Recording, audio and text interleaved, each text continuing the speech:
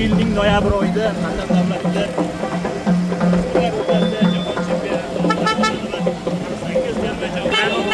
terma jamoa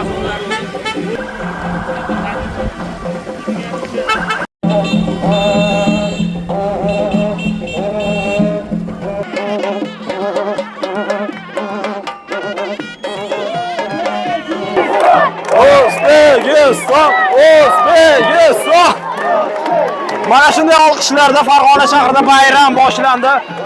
17 yoshlilar o'rtasidagi futbol musobaqalarida Osiyo Kubogi musobaqasining g'oliblari Farg'onada mana shunday ko'tarinkilikda va keng jamoatchilik vakillari ishtirokida kutib olinmoqda va Samo sport majmuasi mana shunday ajoyib atmosferada.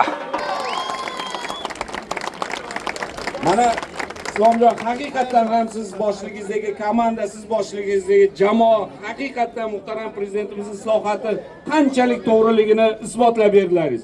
Buning uchun hammamizning nomimizdan, Farg'ona viloyati hokimi hurmatli Xayrullo Hayitboyev nomidan, jamiki mana shu jamoatchilik vakilidan barchalaringizga yana bir bor minnatdorchilik bildirgan holda o'ylaymanki, kelgusidagi ishlaringizda, kelgusidagi jamoani boshqarishlaringizda, kelgusidagi o'yinlaringizda albatta sizlar yanada ko'plab mukofotlarga erishasizlar, yanada ko'plab yoshlarni tarbiya qilib o'zlaringizga o'xshagan mamlakatimizni bayrog'ini yuksaklarga ko'taradigan yoshlarimiz yetishtirib chiqarib berasizlar degan umiddamiz. Yana bir bor barchalaringizni tabriklab qolamiz. Rahmat sizlarga.